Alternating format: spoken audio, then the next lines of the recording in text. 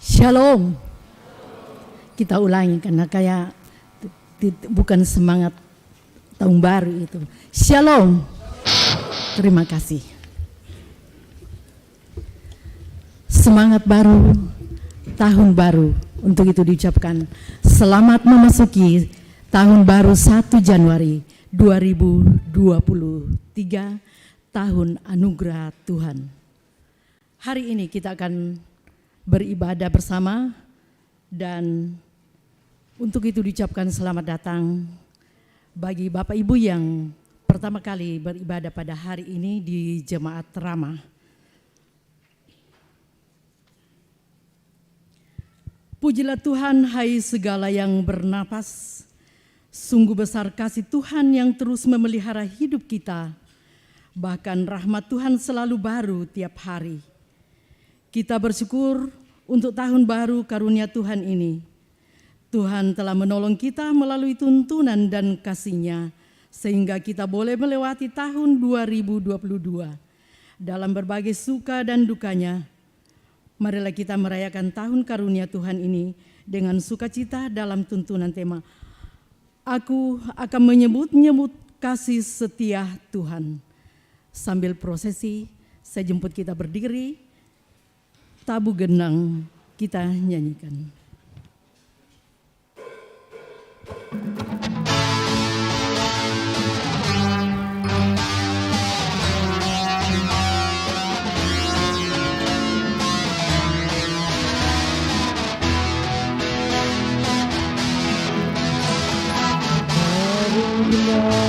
Sambil menari, nyanyikan lagu yang merdu, bunyikanlah gambus kecapi, mari memuji Allahmu. Karya besar yang agung benar, jadilah Tuhannya terhadap umatnya.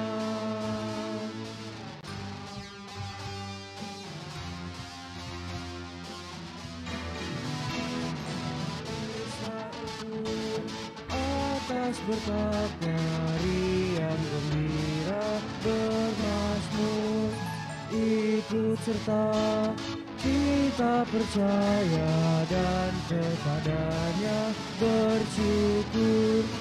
Tuhanlah baik, kasih-Nya ajaib kekal selamanya, terpuji namanya.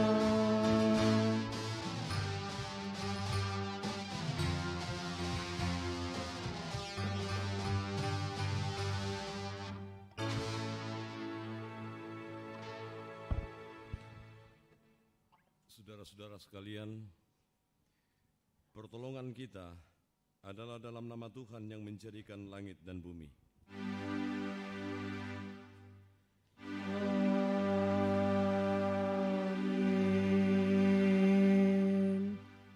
Selamat tahun baru, kasih karunia dan damai sejahtera dari Allah, Bapa dan dari Tuhan Yesus Kristus oleh tuntunan Roh Kudus menyertai saudara sekalian.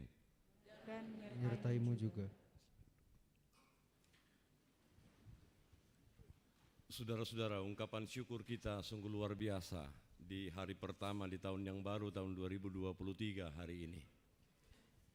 Tapi kenyataan yang membahagiakan seperti ini, jangan pernah di dalamnya kita melupakan bahwa ternyata sepanjang hari-hari kehidupan kita selama ini di belakang kita, ada begitu banyak kesempatan di mana kita mendukakan hati Tuhan melalui hal yang kemudian tidak berlaku, yang harusnya berlaku di hadapan Tuhan kemudian kita lakukan dalam kehidupan kita.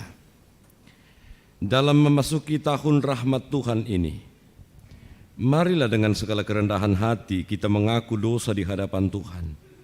Ya Tuhan, kami mohon pengampunan-Mu atas dosa dan kesalahan yang telah kami perbuat dalam pikiran, perkataan dan tingkah laku kami. Kami sering meragukan kuasa-Mu dan tidak berserah serta tidak berharap pada-Mu. Kami sering mengabaikan firman-Mu dan mengandalkan diri kami sendiri. Dan akhirnya kami terjatuh dan tak berdaya. Namun kami menyadari Tuhan bahwa tanpa Tuhan kami tidak dapat menikmati hidup ini. Tuhan kasihani kami.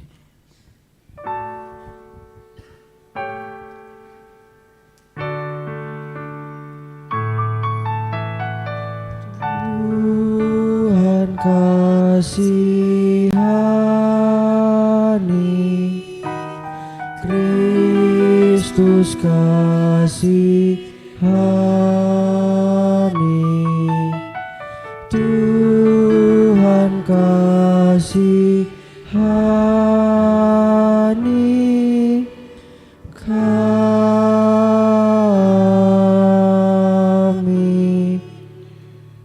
Kepada kamu sekalian yang tunduk dalam penyesalan, berita anugerah dari Allah dinyatakan kembali.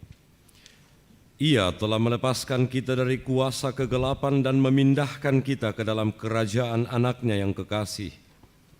Di dalam Dia kita memiliki penebusan kita, yaitu pengampunan dosa, seindah siang disinari terang.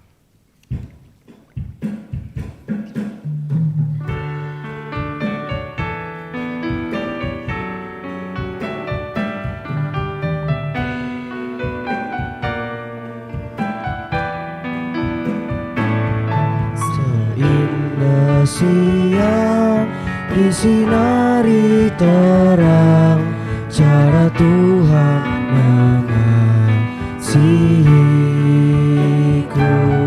Seindah petang dengan angin sejuk, cara Tuhan mengasihiku. Tuhanku lembut dan penyayang, dan aku mengasihi Dia. Kasih-Nya besar, agung dan mulia, cara Tuhan mengasihiku.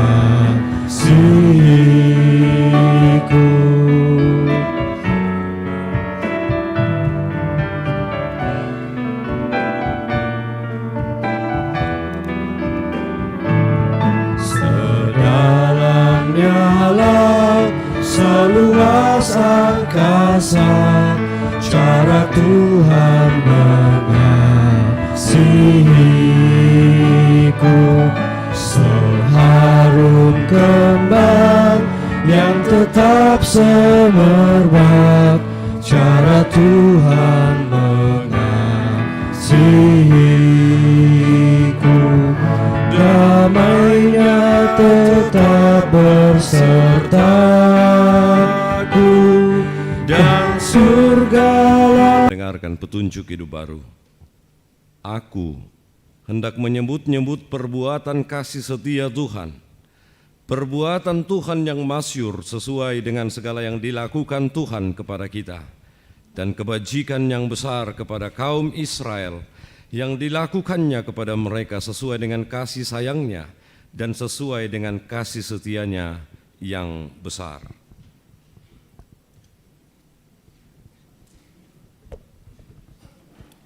Kita akan bermazmur secara responsor ya, dari Mazmur 148 pada ayat yang pertama hingga ayatnya yang ke-14.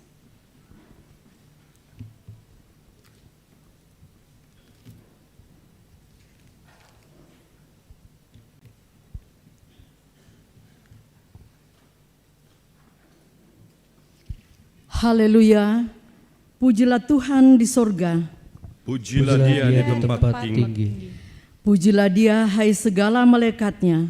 Pujilah Dia Dia segala tentaranya. Pujilah Dia hai matahari dan bulan. Pujilah Dia hai segala bintang terang. Pujilah Dia hai langit yang mengatasi segala langit. Hai air yang di atas langit. Baiklah semuanya memuji nama Tuhan. Sebab Dia memberi perintah, maka semuanya tercipta. Dia mendirikan semuanya untuk seterusnya dan selamanya. Dan memberikan ketetapan yang tidak dapat dilanggar. Pujilah Tuhan di bumi. Hai ular-ular naga dan segenap samudra raya. Hai api dan hujan es, salju dan kabut. angin badai yang melakukan firman-Nya, Hai gunung-gunung dan segala bukit, pohon buah-buahan dan segala pohon aras, hai binatang-binatang liar dan segala hewan, binatang melata dan burung-burung yang bersayap, hai raja-raja di bumi dan segala bangsa, pembesar-pembesar dan semua pemerintah dunia, hai teruna dan anak-anak darah, orang tua dan orang muda, biarlah semuanya memuji-muji Tuhan, sebab hanya namanya saja yang tinggi luhur, keagungannya mengatasi bumi dan langit. Ia telah meninggikan tanduk umat-Nya, Menjadi puji-pujian bagi semua orang yang dikasihinya. bagi orang Israel, umat yang dekat padanya. Haleluya.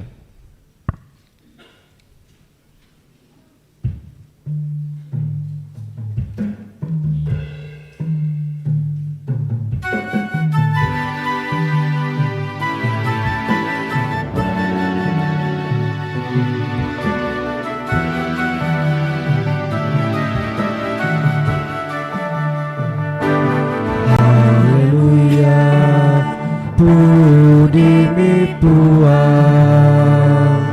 Haleluya, pakai samana. Haleluya, puji mi. Haleluya, puji mi Tuhan. Lanai batara, lanai swanggana, pudi malaikat. Allo syabintoin, mintu dona lagi, may nasang komi sende, pudi puang. Haleluya, puji mi Tuhan. Haleluya, pakai samana. Haleluya, puji mi. Haleluya, puji mi Tuhan. Mintulan lino, mintulan tasik, mintu dotanete. Membuntu melombokna, sia kayu membuana, sia mintu olo-olo, pangke puang. Haleluya, puji mi Tuhan. Haleluya, pakai samana. Haleluya, puji mi. Haleluya, puji mi Tuhan. Mintu nadatu, mintu tolino, matu amagura.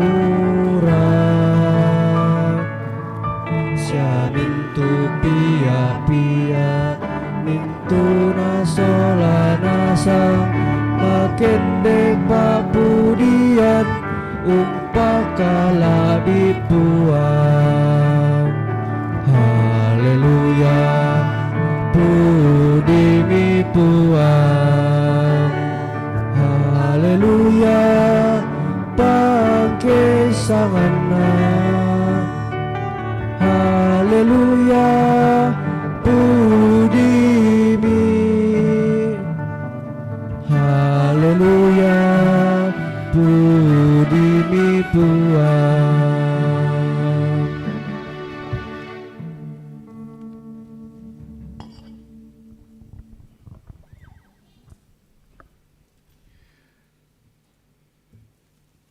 Saudara-saudara, kita akan membaca dan mendengarkan bagian firman Tuhan.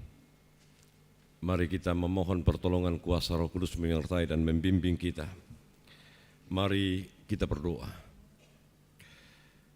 ungkapan syukur kami begitu melimpah di hadapan Tuhan hari ini. Hari pertama di tahun yang baru, tahun 2023.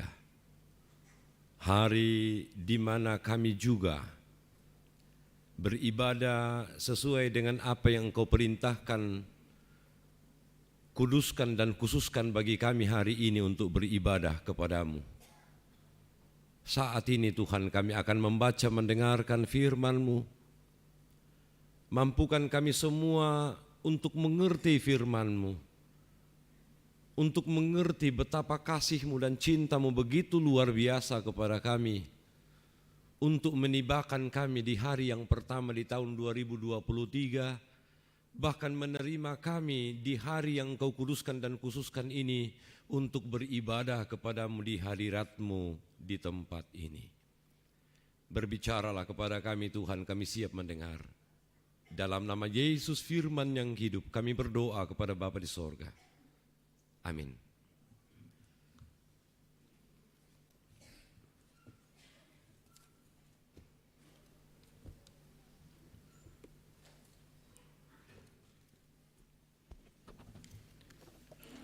Pembacaan yang pertama pada pagi hari ini terambil dari Yesaya 63 ayat 7 sampai 9. Yesaya 63 ayat 7 sampai 9, firman Tuhan berkata, pengakuan dosa dan permohonan Israel. Aku hendak menyebut-nyebut perbuatan kasih setia Tuhan, perbuatan Tuhan yang masyhur, sesuai dengan segala yang dilakukan Tuhan kepada kita, dan kebajikan yang besar kepada kaum Israel yang dilakukannya kepada mereka sesuai dengan kasih sayangnya dan sesuai dengan kasih setianya yang besar. Bukankah Ia berfirman, sungguh merekalah umatku, anak-anak yang tidak akan berlaku curang. Maka Ia menjadi juru selamat mereka dalam segala kesesakan mereka, bukan seorang duta atau utusan, melainkan Ia sendirilah yang menyelamatkan mereka. Dialah yang menebus mereka dalam kasih-Nya dan belas kasihan-Nya. Ia mengangkat dan menggendong mereka selama zaman dahulu kala. Demikian firman Tuhan. Amin.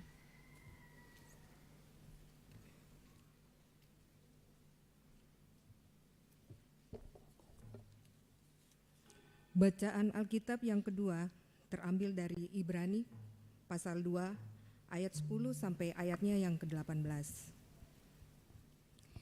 Ibrani pasal 2 ayat 10 sampai ayatnya yang ke-18. Firman Tuhan, sebab memang sesuai dengan keadaan Allah yang baginya dan olehnya segala sesuatu dijadikan, yaitu Allah yang membawa banyak orang kepada kemuliaan, juga menyempurnakan Yesus yang memimpin mereka kepada keselamatan dengan penderitaan. Sebab Ia menguduskan dan mereka yang dikuduskan, mereka semua berasal dari satu. Itulah sebabnya Ia tidak malu menyebut mereka saudara. Katanya, aku akan memberitakan namamu kepada saudara-saudaraku dan memuji-muji engkau di tengah-tengah jemaat. Dan lagi, aku akan menaruh kepercayaan kepadanya. Dan lagi, sesungguhnya inilah aku dan anak-anak yang telah diberikan Allah kepadaku. Karena anak-anak itu adalah anak-anak dari darah dan daging, maka Ia juga menjadi sama dengan mereka dan mendapat bagian dalam keadaan mereka, supaya oleh kematiannya Ia memusnahkan dia, yaitu iblis, yang berkuasa atas maut. Dan supaya dengan jalan demikian Ia membebaskan mereka yang seumur hidupnya berada dalam perhambaan oleh karena takutnya kepada maut. Sebab sesungguhnya bukan malaikat-malaikat yang Ia kasihani, tetapi keturunan Abraham yang Ia kasihani. Itulah sebabnya maka dalam segala hal Ia harus disamakan dengan saudara-saudaranya, supaya Ia menjadi imam besar yang menaruh belas kasihan dan yang setia kepada Allah untuk mendamaikan dosa seluruh bangsa. Sebab oleh karena ia sendiri telah menderita karena pencobaan, maka ia dapat menolong mereka yang dicobai. Amin. Demikian firman Tuhan. Haleluya.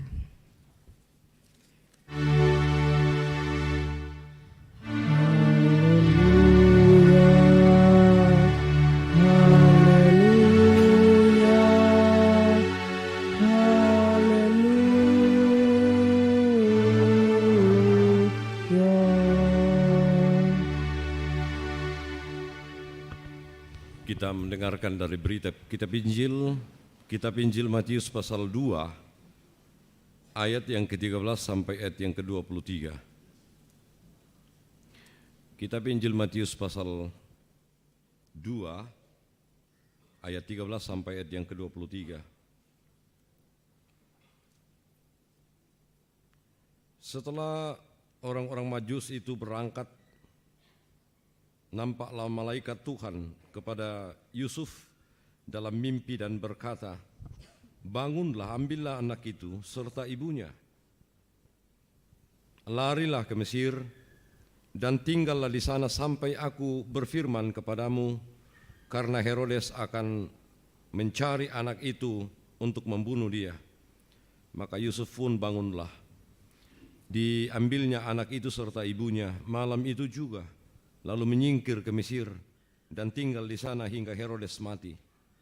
Hal itu terjadi supaya genaplah yang difirmankan Tuhan oleh Nabi, "Dari Mesir kupanggil anakku."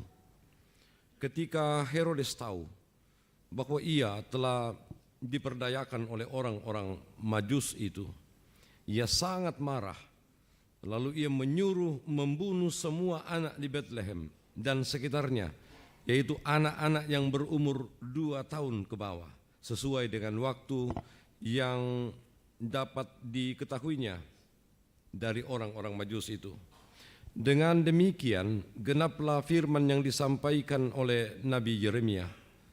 Terdengarlah suara di Rama, tangis dan ratap yang amat sedih. Rahel menangisi anak-anaknya dan ia tidak mau dihibur, sebab mereka tidak ada lagi. Setelah Herodes mati, nampaklah malaikat Tuhan kepada Yusuf dalam mimpi di Mesir, katanya, "Bangunlah, ambillah anak itu serta ibunya dan berangkatlah ke tanah Israel, karena Herodes yang hendak membunuh anak itu sudah mati." Lalu Yusuf pun bangunlah, diambilnya anak itu serta ibunya dan pergi ke tanah Israel. Tetapi setelah didengarnya bahwa Arkelaus menjadi raja di Yudea menggantikan Herodes, ayahnya, ia takut ke sana. Karena dinasihati dalam mimpi, pergilah Yusuf ke daerah Galilea. Setibanya di sana, ia pun tinggal di sebuah kota yang bernama Nazaret. Hal itu terjadi supaya genaplah firman yang disampaikan oleh nabi-nabi bahwa ia akan disebut orang Nazaret. Amin. Kurre semangat puang.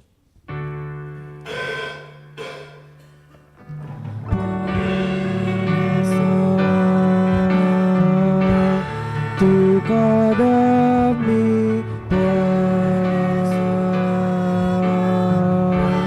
tu kadami kurre sumanga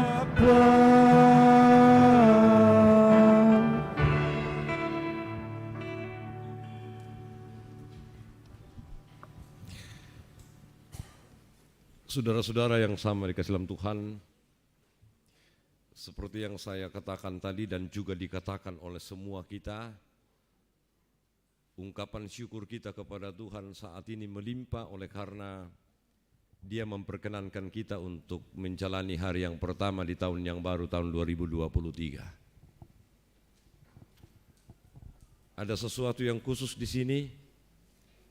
Barangkali kita mengatakan iya. Tapi sebenarnya setiap tahun itu di hari yang pertama seperti ini kita pasti bergembira dan bersukacita. Tapi coba kita kemudian melihat saudara-saudara bahwa ternyata setiap masa, setiap saat itu berbeda apa yang kita jalani. Tentu berbeda, misalnya kita masuk di tahun 2017, hari pertama 1 Januari 2017 misalnya, dengan 1 Januari tahun-tahun berikutnya, terutama ketika kita kena COVID dan seterusnya, suasananya dan rasanya pasti berbeda.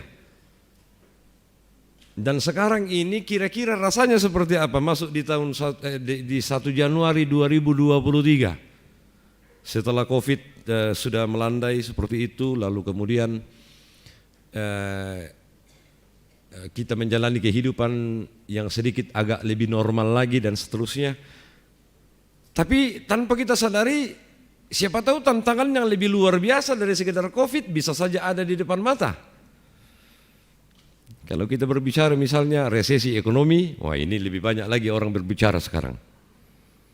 Bahkan Presiden Jokowi dari awal memang sudah mengingatkan tahun 2023 adalah tahun tersuram bagi Indonesia dari segi ekonomi. Wah banyak sekali di kebaktian-kebaktian kemarin-kemarin ini. Ada beberapa pembicaraan tentang bagian-bagian itu. Tapi itu situasinya saja saudara-saudara. Kita selalu berbicara tentang apa yang kita alami. Nah kalau semua apa yang kita alami kita bicarakan murni dalam sebuah kesempatan, di dalam volume pikiran kita dan otak kita yang terbatas ini, stres kita.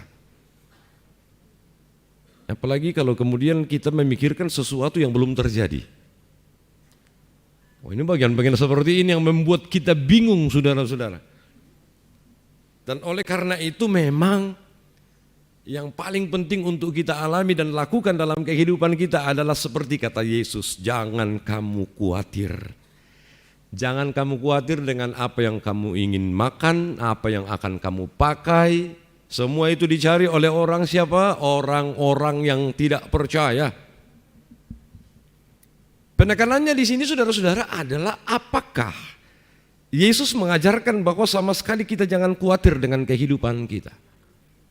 Karena dari segi psikologi, kekhawatiran itu juga penting. Mengapa? Jangan terlalu pasti-pasti ya menjalani hidup.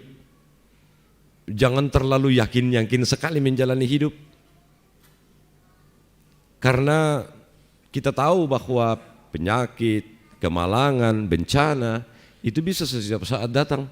Dan kalau kita tidak mengkhawatirkan itu, bahaya juga kita.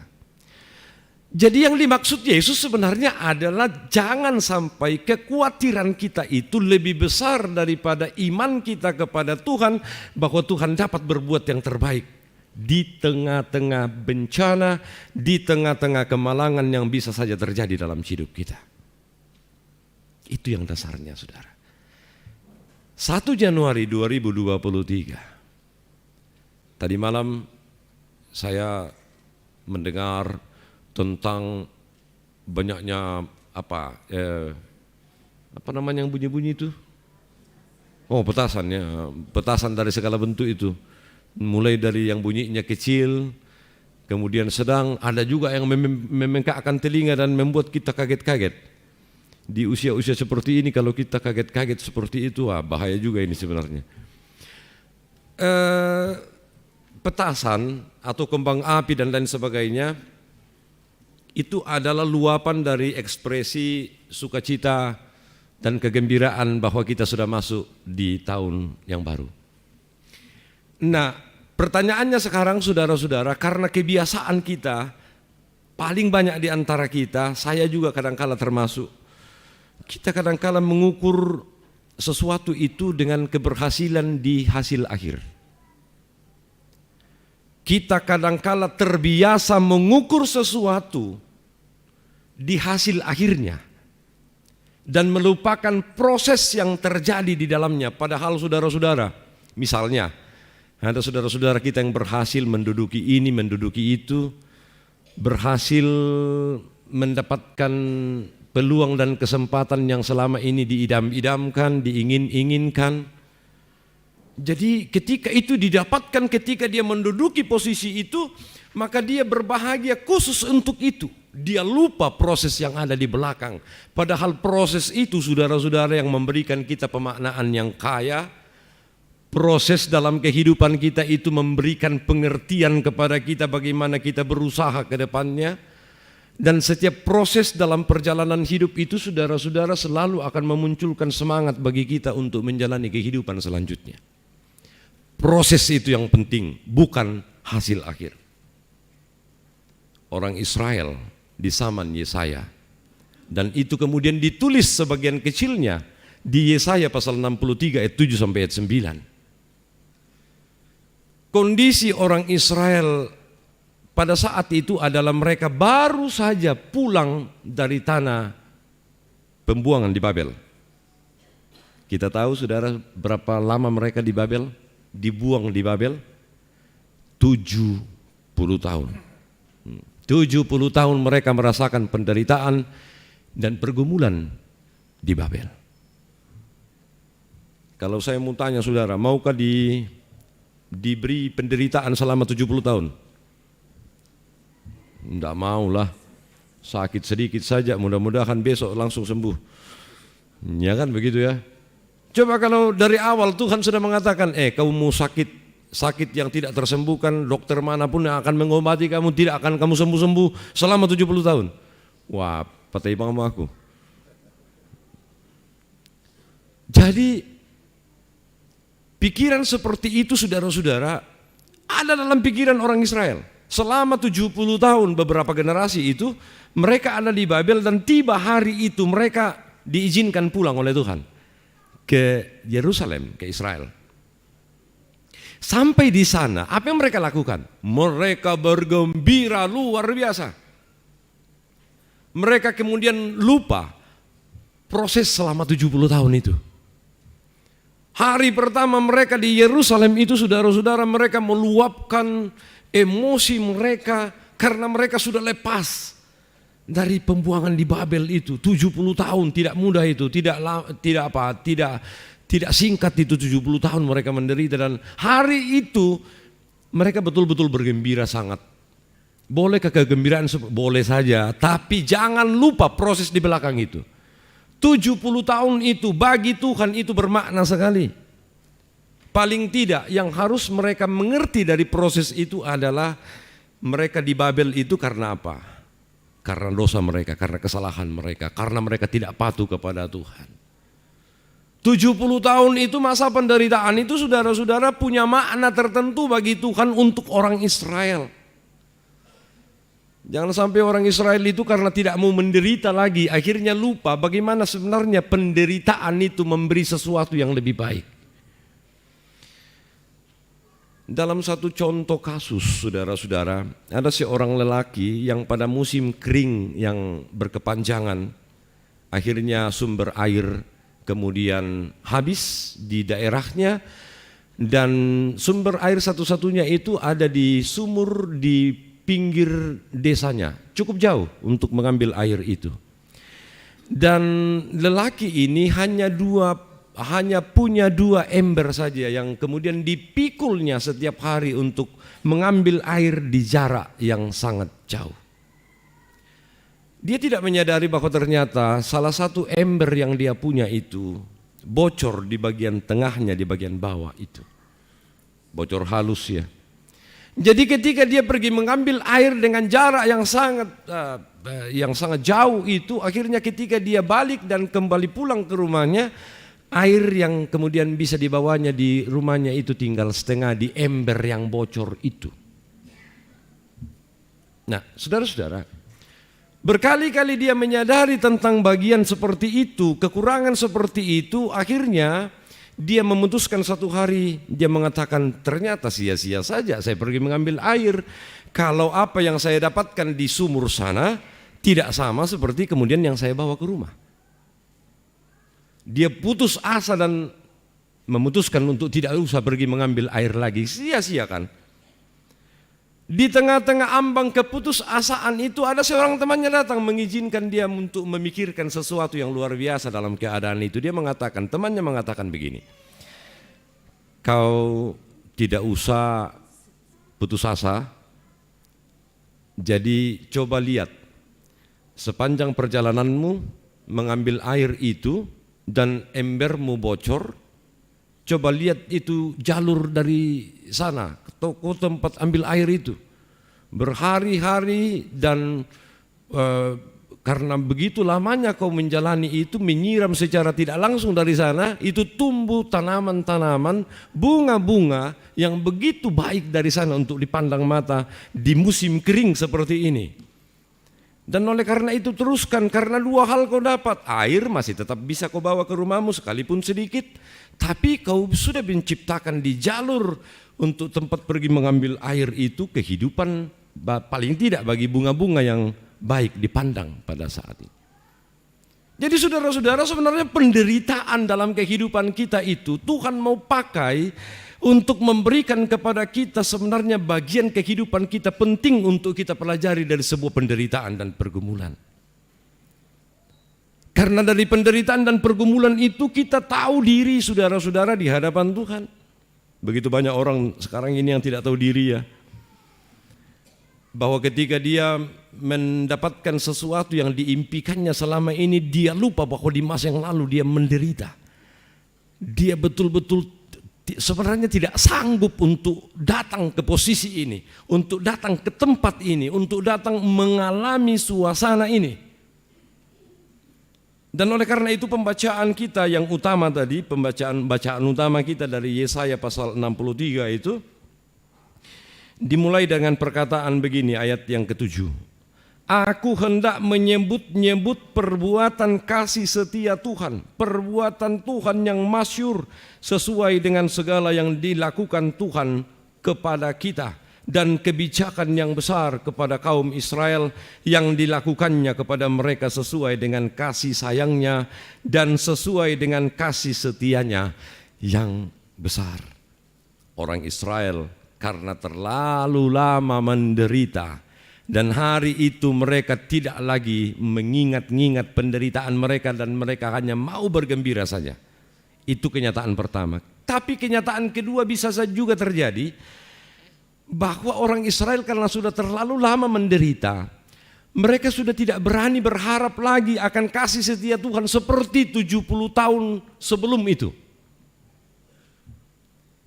Banyak juga di antara kita yang seperti ini ya saudara-saudara. Karena terlalu lama menderita, kita tidak punya harapan lagi, kita tidak berani lagi berharap bahwa keadaan di masa lalu itu akan hadir lagi hari ini. Banyak seperti itu. Ketika kita dikecewakan terus-menerus dalam kehidupan kita, kita langsung putuskan bagian itu sebagai sesuatu yang membuat kita tidak berani berharap lagi kepada yang itu. Dan oleh karena itu firman Tuhan datang dalam bagian itu dengan mengatakan, aku akan menyebut-nyebut kasih setia Tuhan. Dan saudara-saudara, kasih setia Tuhan itu diistilahkan dengan bahasa Ibrani hesed. Bukan keset ya, hesed. Nah, ungkapan hesed itu luar biasa. Karena itu bagian dari diri Allah, saudara-saudara. Kasih karunia itu bagiannya Allah dan tidak dimiliki oleh manusia atau tidak dimiliki orang Israel. Kasih karunia. Kasih karunia itu yang kemudian ayat 7 itu merupakan bangunan dari kasih sayang dan kesetiaan Allah. Jadi keset atau hesed itu, saudara-saudara, adalah bagian dari kasih karunia Allah yang luar biasa kepada orang Israel dan juga kepada kita. Dari mana munculnya kasih karunia Allah yang seperti ini, yang besar seperti ini? Saudara masih ingat dalam perjanjian yang Allah nyatakan kepada leluhur Israel, Abraham, Ishak dan Yakub, dikuatkan melalui perjanjian di Sinai oleh Musa. Maka perjanjian itu melibatkan Allah dan Israel dalam satu ikatan perjanjian. Allah kemudian harus menjadi Allah Israel dan Israel adalah menjadi umat Allah. Itu isi perjanjiannya, saudara-saudara. Nah, tetapi Kalau kemudian melalui perjanjian itu ada salah satu pihak yang tidak setia, dan kita tahu Israel tidak setia kan kepada perjanjian itu, maka otomatis perjanjian itu batal kan. Coba kalau ada orang kemudian menyepakati sesuatu sekarang, ditandatangani di hadapan notaris, kemudian salah satu kemudian melanggar perjanjian di notaris itu, apa aspek hukumnya ada, lalu kemudian perjanjian itu otomatis batal. Nah, apakah ketika perjanjian itu dinyatakan oleh Allah dan kemudian Israel menyambutnya, menyepakatinya, lalu Israel kemudian tidak setia kepada Tuhan, apakah perjanjian itu batal? Tidak. Kasih karunia Allah yang dibicarakan dalam ayat 7 ini adalah tindakan Allah yang terus sekalipun harusnya berhenti pada perjanjian itu kan. Kasih karunia Allah adalah tindakan yang diambil Allah sendiri ketika Israel atau kita semua sudah tidak layak lagi untuk membangun perjanjian yang semula yang kemudian tidak disepakati oleh orang Israel melalui tindakan mereka memberontak dan membelakangi Tuhan. Oleh karena itu saudara-saudara, Alkitab menceritakan begini, kasih karunia Allah itu terwujud dalam anugerahnya kepada kita. Wajar sekali kalau berbicara tentang anugerah atau keselamatan yang diberikan cuma-cuma, Rasul Paulus mengatakan begini, anugerah atau keselamatan yang cuma-cuma itu Allah yang kerjakan di dalam diri Yesus Kristus anaknya yang tunggal, dan siapapun jangan meninggikan diri. Karena itu keselamatan yang ada pada diri kita sekarang, jangan ada yang meninggikan diri, menyombongkan itu. Mengapa? Karena itu bukan pekerjaannya sendiri. Dia selamat bukan karena dia hebat, dia selamat bukan karena dia orang besar, dia selamat bukan karena ada sesuatu yang dilihat Allah pada dirinya yang baik. Tidak ada itu. Kita diselamatkan semata-mata karena itu anugerah, dan anugerah itu berasal dari bagian hati Allah yang bernama kasih karunia. Nah, saudara-saudara, dan oleh karena itu memang Israel dalam bagian tadi kita baca dalam ayat yang ke-8, bukankah ia berfirman, sungguh merekalah umatku, anak-anak yang tidak akan berlaku curang, maka ia menjadi juru selamat mereka dalam kesesakan mereka. Allah mengingatkan kembali perjanjian itu. Mereka kan sudah berjanji, orang Israel itu berjanji, kami akan tidak curang lagi kepada perjanjian ini. Tapi apa? Mereka tetap curang kan kepada Tuhan. Tapi kasih setia Tuhan itu, coba bayangkan luar biasanya kasih setia Tuhan itu ya. Kasih karunia Tuhan itu. Dia tetap menjadikan orang Israel sebagai, istilah ini, anak-anaknya dan dia bapaknya. Satu-satunya kepercayaan, satu-satunya ajaran agama yang mengajarkan bahwa Allah itu Bapa bagi kita dan kita anak-anaknya hanya dalam kekristenan ini.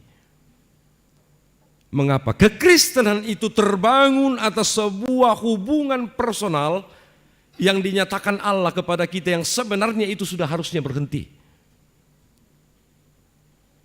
Apa ruginya Tuhan kalau kemudian dia menghukum kita karena kita tidak setia kepada perjanjian itu? Apa yang disayangkan Tuhan coba pada diri kita? Seandainya kita berbuat jahat, berbuat sesuatu yang tidak benar, tidak baik, lalu Allah kemudian, sudahlah, putus kita di sini ya. Kamu tidak usah lanjut dengan saya. Apa susahnya? Tuhan yang menciptakan kita, Tuhan yang selalu memberikan berkat kepada kita. Kita juga yang melanggar. Apa susahnya bagi Tuhan? Terlalu mudah. Tapi coba kita melihat, begitu luar biasanya Allah kepada kita melalui kasih karunia itu. Dia tetap menyebut Israel dan kita semua anak-anaknya dan kita. Dan dia adalah Bapa kita. Lebih luar biasa lagi kemudian yang dilakukannya di dalam Yesus Kristus. Sehingga dalam ayat 9 itu, dalam ayat 9 kita baca, bukan seorang duta serta atau utusan, melainkan Ia sendirilah yang menyelamatkan mereka. Dialah yang menebus mereka dalam kasih-Nya dan belas kasihan-Nya. Ia mengangkat dan menggendong mereka selama zaman sejak dahulu. Jadi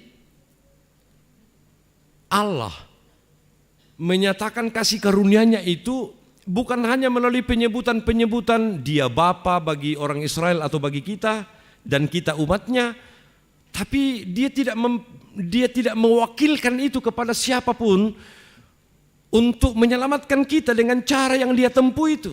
Tidak, tetapi dengan dirinya sendiri, dalam diri Yesus Kristus.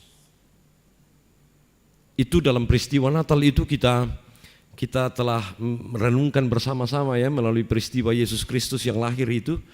Tapi Natal juga sebenarnya seringkali memberikan kepada kita bahaya yang cukup luar biasa. Apa itu? Bahwa kita kadang-kala lupa bahwa kelahiran Yesus itu yang memang terjadi di hari Natal itu punya kaitan ke depan apa yang harus kita lakukan kepada Yesus yang telah lahir di kandang domba di Bethlehem itu. Kita hanya terfokus kepada perayaan itu, kita tidak tahu tugas apa yang Tuhan berikan kepada kita sejak selesainya kelahiran itu. Perkataan yang paling sering kali diulangi dalam peristiwa Natal itu adalah Dia adalah Immanuel, salah satu gelar Yesus ya, Immanuel, Imanen Allah, Immanuel, L itu Allah, Allah yang berimanen, Allah yang tidak lagi transenden. Itu beda ya, imanen dengan transenden. Transenden itu adalah kekuasaan Allah yang tidak dapat kita jangkau. Tapi yang tidak dapat kita jangkau, yang transenden itu sekarang imanen. Ada dalam hidup kita dalam dunia ini, ada dalam pergumulan kita, ada dalam penderitaan kita, bahkan kemudian ada di titik atau ada di ruang paling sepi dalam kehidupan kita. Kalau saya mau tanya saudara, ruang paling sendirian, ruang paling sepi dalam kehidupan kita itu di mana? Ya, orang banyak bilang selama ini, ruang paling sepi, ruang paling tersendiri itu adalah di kuburan kita. Ya, orang kalau menyayangi kita di tengah-tengah dunia ini, ya pasti selalulah mendampingi kita. Sakit pun ya masih ada anak-anak kita, orang lain keluarga kita yang mendampingi kita, merawat kita dan lain sebagainya. Tapi coba kita mati dan dikubur. Adakah kemudian orang yang selama kemudian kita hidup itu lalu menyatakan kasih yang besar kepada kita, mau juga ikut bersama-sama kita dikubur? Tidak mungkin.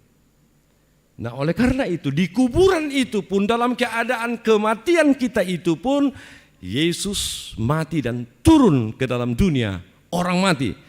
Turun dalam tempat kesendirian kita betul, dalam tempat kesepian kita betul, untuk kemudian memperlihatkan bahwa imanensinya itu, Immanuelnya itu, Allah yang betul-betul berimanen itu betul-betul mau tinggal dalam tempat yang paling sepi sekalipun, paling tersendiri kita sekalipun.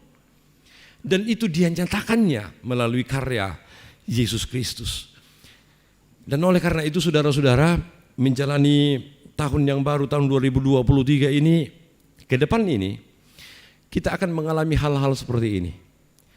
Kita akan berhadapan dengan begitu banyaknya suasana yang membingungkan. Kita akan menghadapi begitu banyak hal yang membuat kita tersendiri, membuat kita betul-betul menjalani perjalanan kesunyian dalam perjalanan hidup kita. Kita mungkin saja akan menjalani begitu banyaknya nestapa dan penderitaan pergumulan dalam kehidupan kita sepanjang tahun 2023 ini. Tapi kita lihat bagaimana proses pekerjaan Tuhan sepanjang tahun 2022 yang lalu ini. Dia berhasil memberikan dan mengingatkan kita bahwa anugerahnya terlalu besar, terlalu mulia untuk terus terjadi dalam hidup kita. Dia tidak pernah membiarkan kita untuk menjalani bagian-bagian yang kemudian kita tidak mampu untuk menjalaninya. Sekalipun Setiap saat kita selalu punya kekurangan dan keterbatasan di hadapannya. Dan oleh karena itu saudara-saudara, ketika tema ini mengajarkan kepada kita, aku akan menyebut-nyebut kasih setia Tuhan. Yang kita mau ceritakan, yang kita harus berada dalam pikiran kita terus-menerus adalah kasih setia Tuhan itu seperti apa. Dan kalau hanya menyebut-nyebut biasa saudara-saudara melalui kata-kata, oh banyak sekali orang bisa melakukannya ini. Tuhan itu setia, Tuhan itu penuh kasih karunia dan lain sebagainya. Semua orang tiap saat bisa melakukan ini, mengatakan itu. Saudara-saudara, kasih setia Tuhan itu ketika kita sebut-sebut itu adalah contoh yang paling besar itu adalah dalam Injil Lukas pasal 10. Orang Samaria yang baik hati. Pernah, kemudian Yesus mengatakan kepada begitu banyak orang untuk mengumpamakan kasih karunia Allah yang harusnya kita lakukan dalam hidup kita itu apa? Ketika itu Yesus mengatakan perumpamaan ini dengan mengatakan ada seorang yang kemudian menuju ke Yudea, ke Yeriko, lalu kemudian dirampok di tengah jalan, dipukul habis-habisan, hampir mati. Apa yang terjadi? Orang Lewi dan seorang imam lewat di tempat itu. Orang Lewi dan seorang imam tahu tentang aturan agama kan? Tahu tentang bagaimana harusnya kewajiban menolong orang sesama yang menderita. Tetapi mereka melewati saja dari pinggir jalan. Lalu kemudian datanglah seorang Samaria yang selama ini dituduh sebagai orang jahat, sebagai orang yang betul-betul tidak punya moral dan lain sebagainya. Apa yang dia lakukan? Dia menolong orang itu secara luar biasa. Bahkan ketidakmampuannya untuk menolong itu tetap dipaksakannya untuk menolong orang itu. Dengan cerita itu. Dan pertanyaan menariknya saudara-saudara ada di ayat yang kedua dan terakhir dari ayat itu. Yesus berkata setelah menceritakan itu, siapakah di antara orang-orang itu yang telah berbuat baik kepada sesamanya? Jawaban yang paling menarik itu ada di ayat 37. Orang itu kemudian mengatakan, orang yang telah memiliki belas kasihan kepada orang itu. Belas kasihan. Belas kasihan itu saudara-saudara adalah ketika kita melampaui setiap aturan dan setiap kewajiban yang ada. Kita harusnya seperti ini. Tetapi ketika hal itu tidak sesuai dengan apa yang kita harapkan itu terjadi, maka belas kasihan kita muncul dan itu yang kemudian terjadi dalam kehidupan kita dan tindakan kita. Ke depan, menghadapi begitu banyak tantangan dan pergumulan dalam kehidupan kita bersama, belas kasihan yang mencontoh kasih karunia Allah dengan anugerah terbesarnya itu menyelamatkan kita, wajib terus kita lakukan dalam seluruh bagian kehidupan kita. Supaya tindakan menyebut-nyebut terus kasih karunia Tuhan dalam kehidupan kita menjadi warna kehidupan kita dan menjadikan kita terus dapat menjalani hidup menjadi lebih baik. Amin. Saudara-saudara, mari kita dalam saat teduh ini kita merenungkan betapa baiknya Tuhan itu dalam hidup kita. Betapa luar biasanya kasih-Nya yang terus membangun kehidupan kita, yang kadang-kala justru telah rapuh, yang telah hancur, tapi Dia terus membangun hidup kita menjadi lebih baik dari hari ke hari.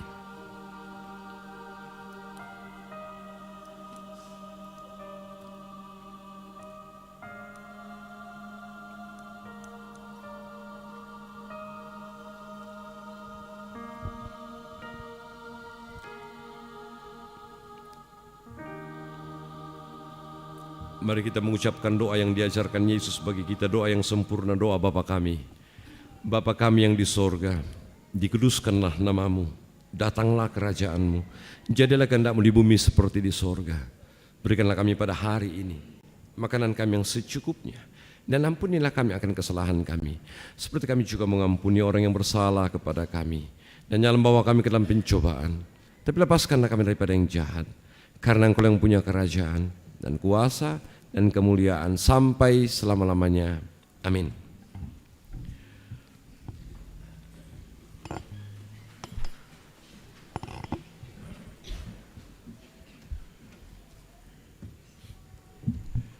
Saudara-saudara, bersama dengan seluruh orang percaya di segala tempat dan di segala zaman, mari kita mengucapkan pengakuan iman kita, dan pada pagi hari ini dalam rumusan pengakuan iman Rasul yang berbunyi sebagai berikut.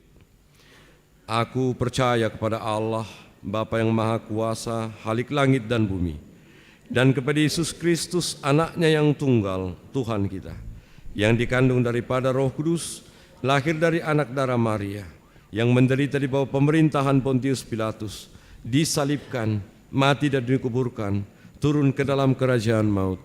Pada hari yang ketiga, bangkit pula dari antara orang mati, naik ke sorga, duduk di sebelah kanan Allah, Bapa yang Maha Kuasa,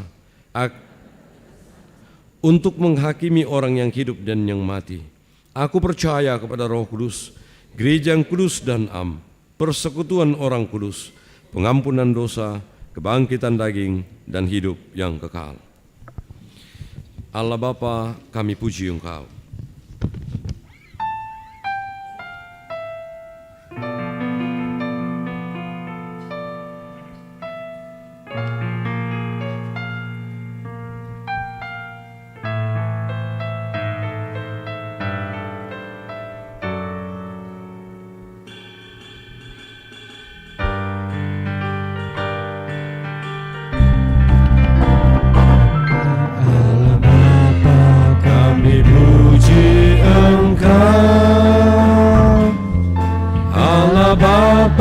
Kami puji Engkau, kami cinta Engkau dan sujud di depan-Mu. Allah Bapa, kami puji Engkau.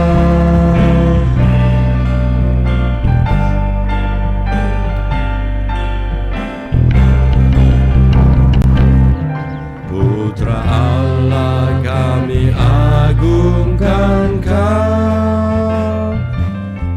Putra Allah, kami agungkan Kau. Kau selamatkan kami, memberi hidup baru. Putra Allah, kami agungkan Kau.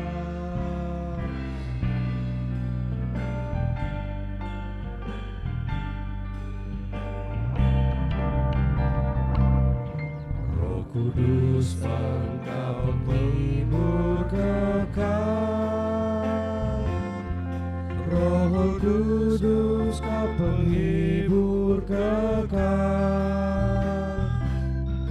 Kau memimpin, Kau tinggal dalam hati kami. Roh Kudus, Engkau penghibur kekal.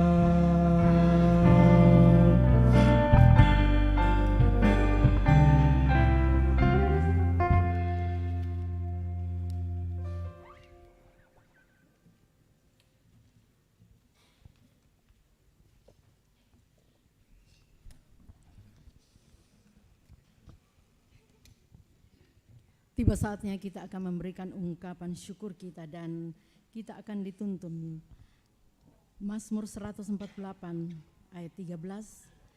Biarlah semuanya memuji-muji Tuhan, sebab hanya namanya saja yang tinggi luhur, keagungannya mengatasi bumi dan langit. Sambil persembahan, terima kasih ya Tuhanku.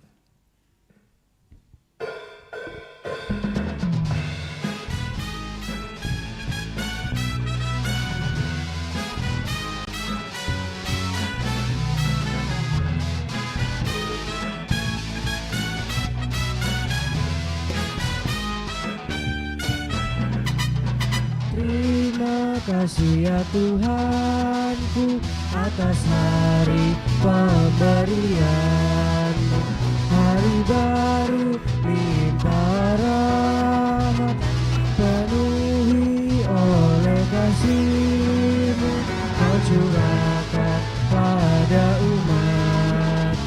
Kau curahkan pada umat-Mu.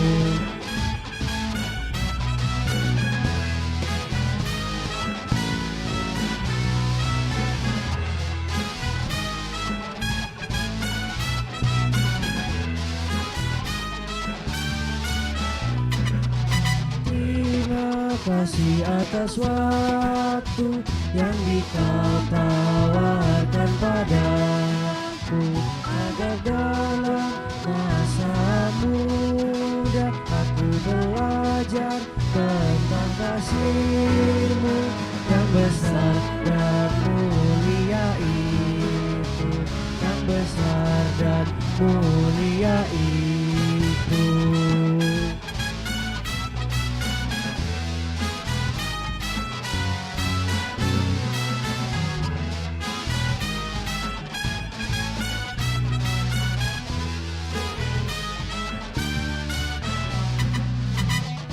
Ku pakai waktu itu melakukan tanggung jawabku dan menolong sesamaku, pengifman serta karyamu. Karena itu makna kasih-Mu, karena itu makna kasih-Mu.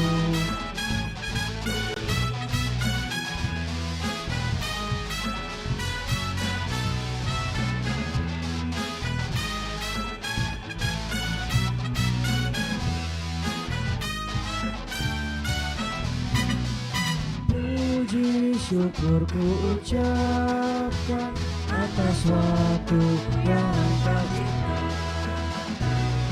Hatiku hargai segala kata dan perbuatanku, agar nyata hidup beriman, agar nyata hidup beriman.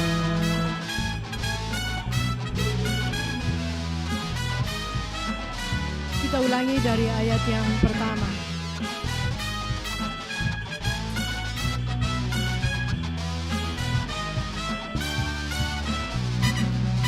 Terima kasih ya Tuhanku atas hari pemberian, hari baru limpah rahmat dan dipenuhi oleh kasih-Mu.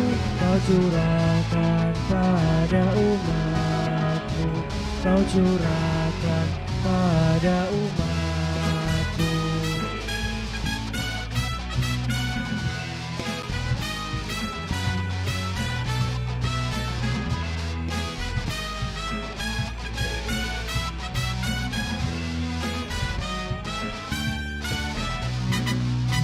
Terima kasih atas waktu yang Kau tawarkan padaku, agar dalam masa muda aku belajar tentang kasih-Mu yang besar dan mulia itu, yang besar dan mulia itu.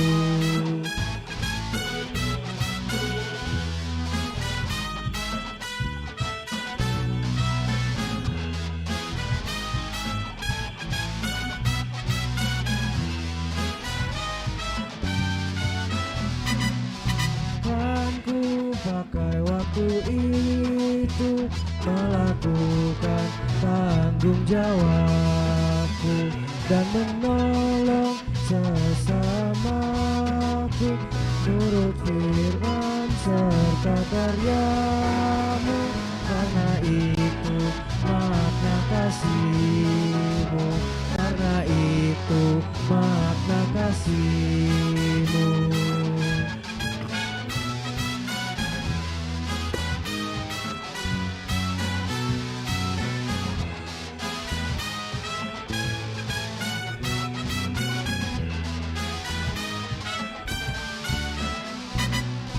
Puji syukur ku ucapkan atas waktu yang Kau ciptakan, ku taati, ku hargai dalam kata dan perbuatanku, agar nyata hidup beriman, agar nyata hidup beriman.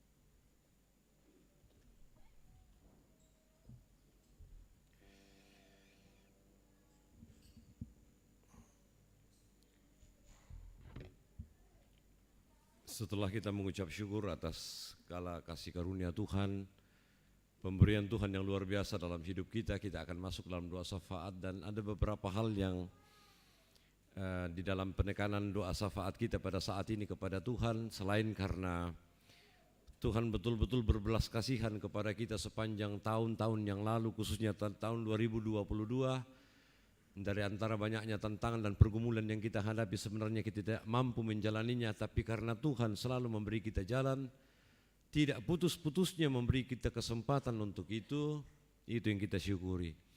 Yang kedua, dalam penekanan ini pun kita akan terus mendoakan saudara-saudara kita, orang tua kita yang sampai hari ini di tahun yang baru ini masih tetap mengalami sakit penyakit.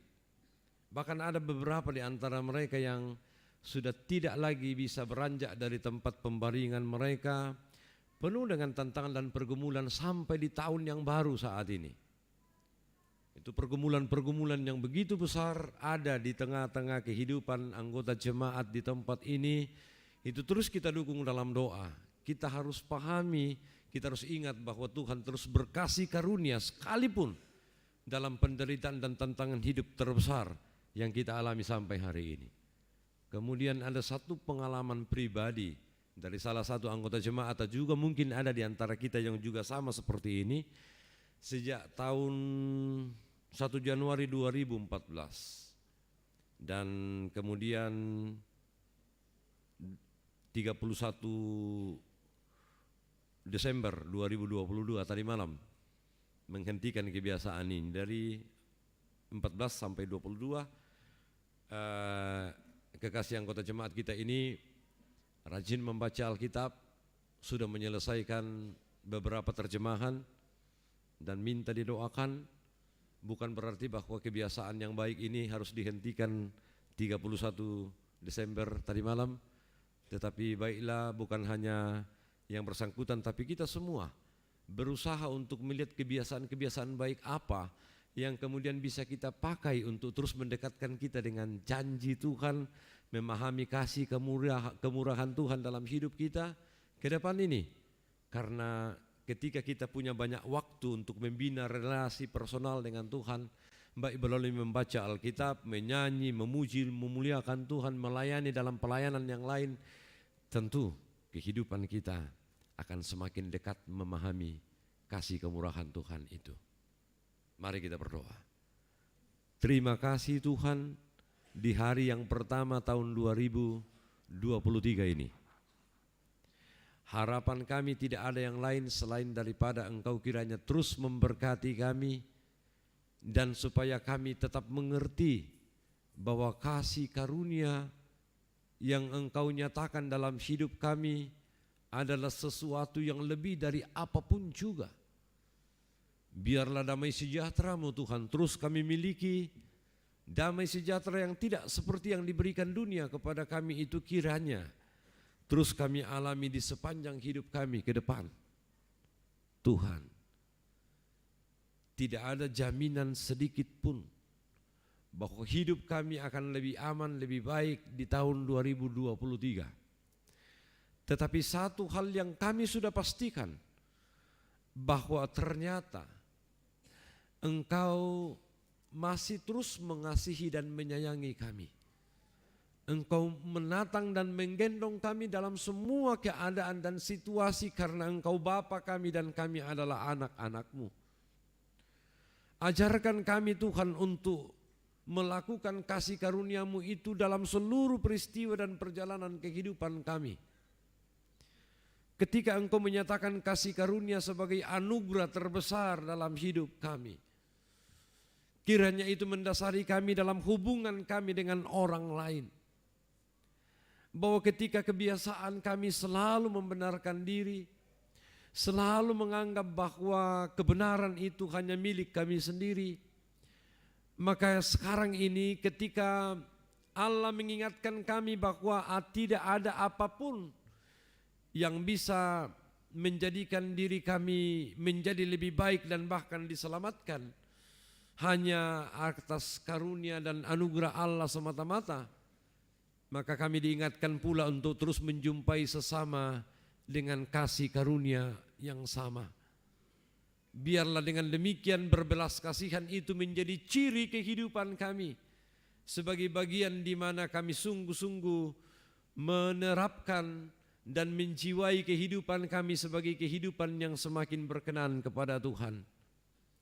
Pelayanan di tengah-tengah jemaat kami akui penuh dengan kekurangan dan keterbatasan Tuhan. Tetapi justru dalam kekurangan dan keterbatasan ini kami mengharapkan anugerah terbesar-Mu kepada kami. Mengajarkan kami bagaimana kami melayani dengan rendah hati. Mengajarkan kami bagaimana kami mewujudkan pengorbanan dalam pelayanan ini.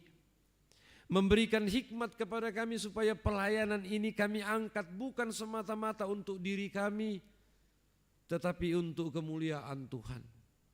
Ke depan dalam situasi kehidupan kami, juga tidak ada jaminan bahwa kehidupan kami masih akan seperti tahun-tahun yang lalu ketika kami kurang merasakan penderitaan dan pergumulan.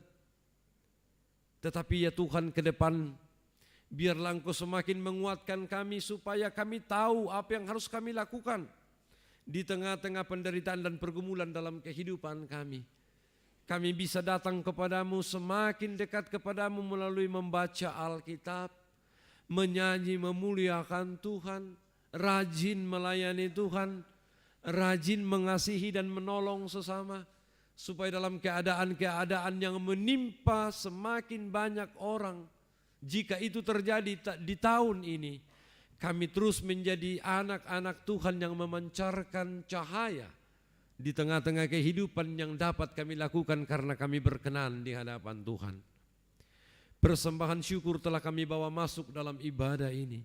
Berkati Tuhan, sehingga itu dapat dipakai dengan bertanggung jawab takut akan Tuhan di tengah-tengah pelayanan yang baik ini, di tengah-tengah jemaat. Tuhan, berkati kami sepanjang hidup kami ke depan. Ada banyak hal yang seringkali mengkhawatirkan dan memberikan ketakutan luar biasa kepada kami. Ingatkan kami hari ini Tuhan, dengan menyebut-nyebut dan melakukan kehendak-Mu yang telah berkasih karunia kepada kami di dalam diri Tuhan kami Yesus Kristus. Kami semakin kuat untuk melangkah ke depan. Kami tahu, kami sadar kegagalan dan juga hal-hal yang merintangi kehidupan kami ke depan mungkin sangat besar. Tapi pengalaman kami di masa yang lalu berjalan bersama dengan kasih kemurahan Tuhan itu juga luar biasa. Itu menjadi pegangan kami supaya kami tetap punya semangat untuk terus mengikut dan melayani Engkau dengan setia. Ini doa kami. Ampuni salah dosa kami Tuhan. Terima kami yang datang bersyukur di tahun yang baru ini, di hari yang pertama di tahun baru ini. Kami datang hanya di dalam nama Yesus Tuhan dan Juru Selamat kami yang hidup. Amin.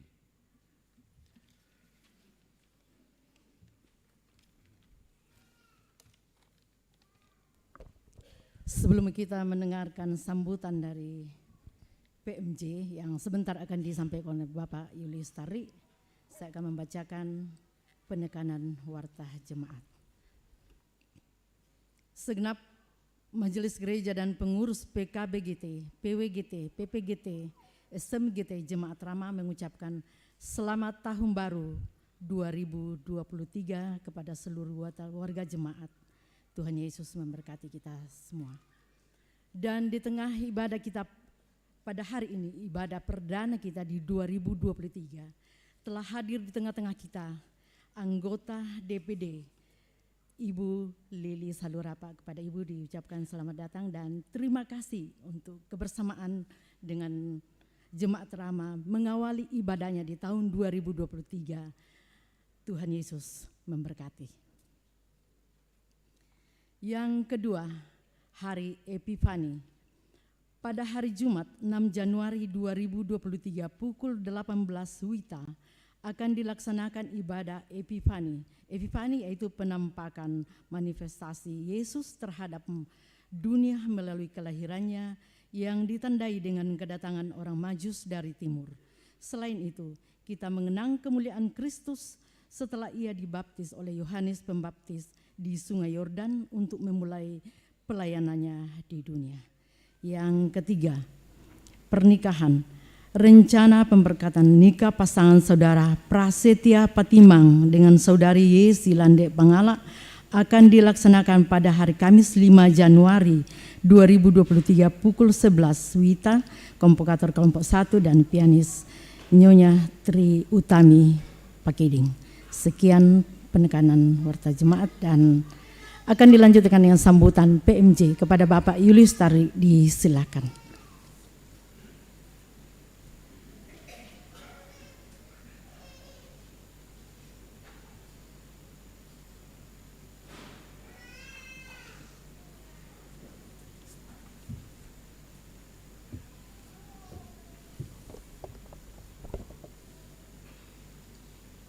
Buka masker dulu.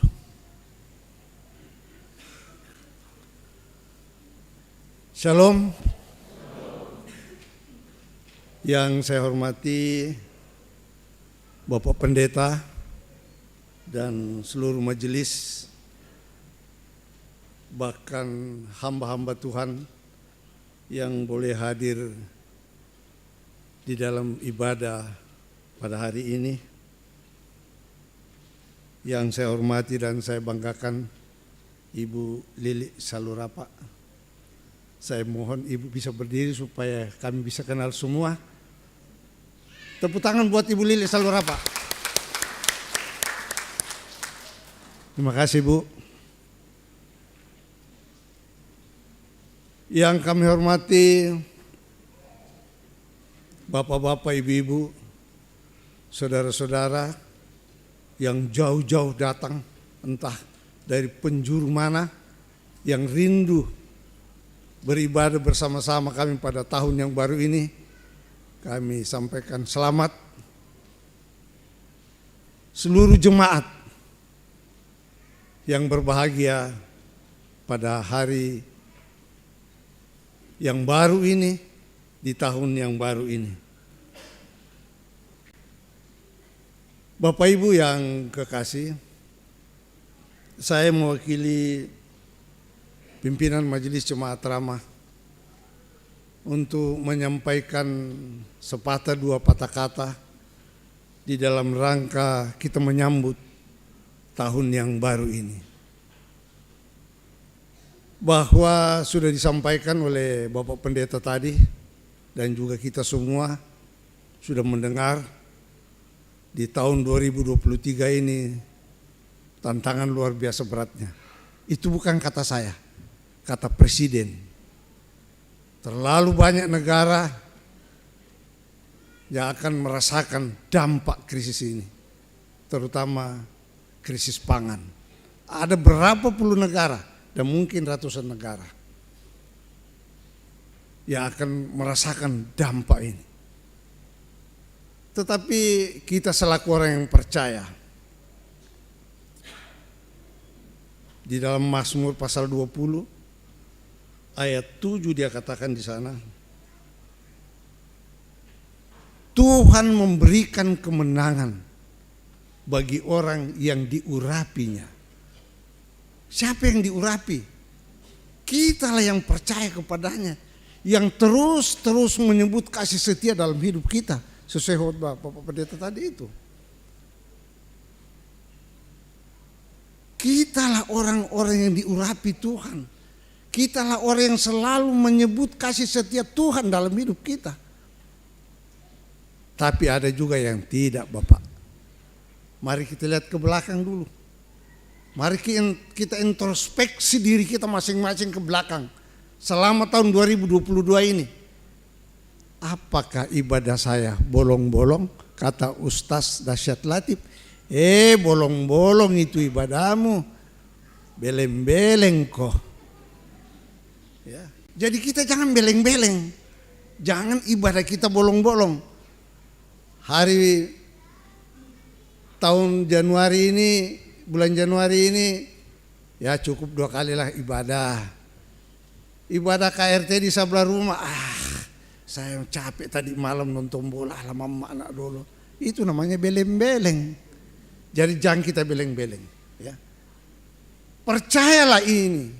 Firman Tuhan mengatakan akan diberikan kemenangan bagi orang yang diurapinya. Kita semua mau diurapi. Menyebut kasih setia Tuhan dalam hidup kita. Rajin beribadah. Rajin membaca Alkitab. Mengikuti kehendak Allah dalam hidup ini. Kita pasti berjalan di tahun 2023 ini dengan tangan kanan Tuhan yang kuat akan memegang kita. Amin saudara-saudara. Luar biasa. Dan kita juga tidak perlu ragu.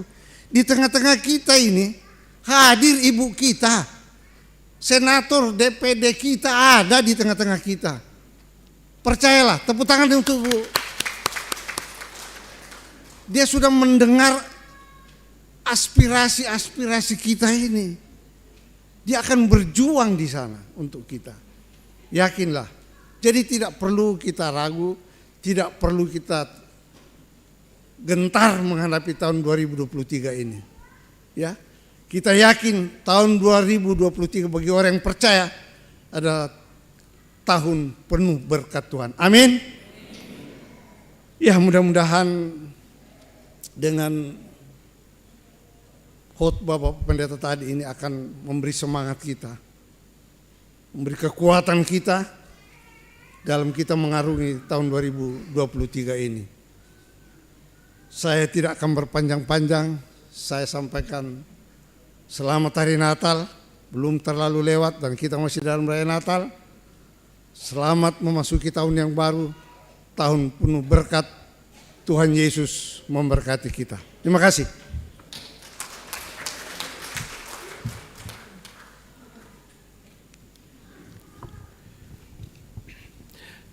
Saudara-saudara,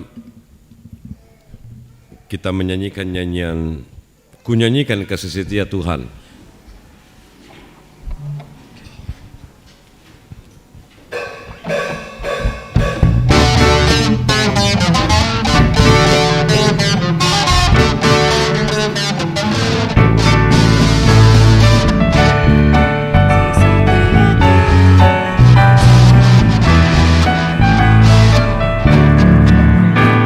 Nyanyikan kasih setia Tuhan selamanya, selamanya. Ku nyanyikan kasih setia Tuhan selamanya, ku nyanyikan selamanya. Ku tuturkan tajammu, kasih setiamu Tuhan. Ku tuturkan tajammu, kasih setiamu turun-temurun. Ku nyanyikan kasih setia Tuhan selamanya, selamanya. Ku nyanyikan kasih setia Tuhan selamanya, ku nyanyikan selamanya. Saudara-saudara, pergilah, jalanilah hidupmu sebagai umat Tuhan yang senantiasa menyebut-nyebut perbuatan kasih setia Tuhan di sepanjang perjalanan hidupmu di tahun yang baru, tahun karunia Tuhan ini.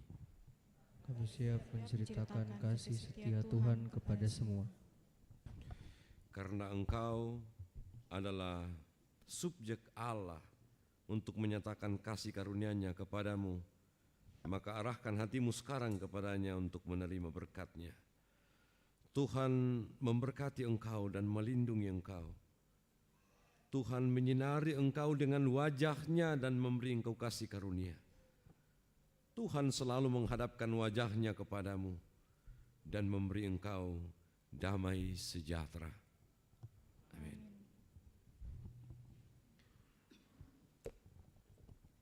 Kita tutup ibadah kita dengan menyanyikan Kusukah Menuturkan Cerita Mulia.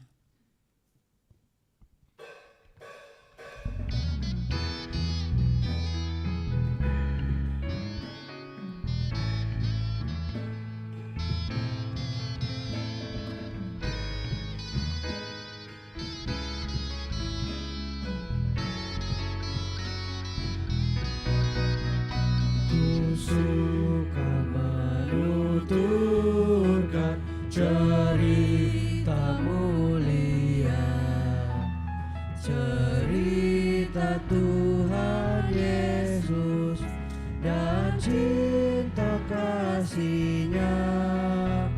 Ku suka menuturkan cerita yang benar, penawar hati rindu, pelipur terbesar.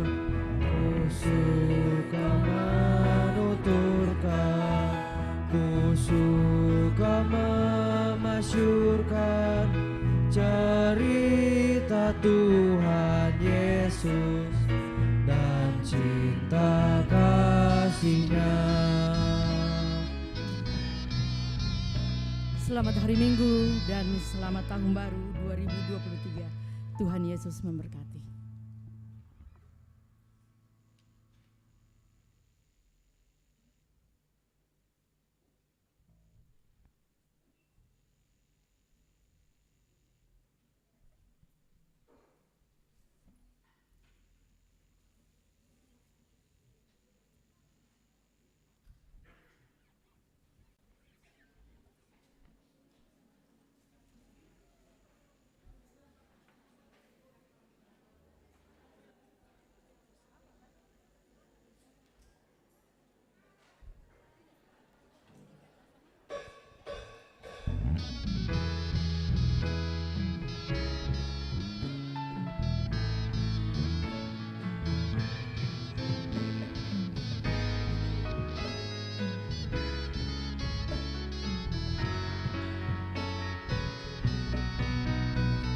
Suka menuturkan cerita mulia, cerita Tuhan Yesus dan cinta kasih-Nya. Ku suka menuturkan cerita yang besar, penawar hati rindu, pelipur yang besar. Ku suka menuturkan, ku suka memasyurkan cerita Tuhan Yesus dan cinta kasih-Nya.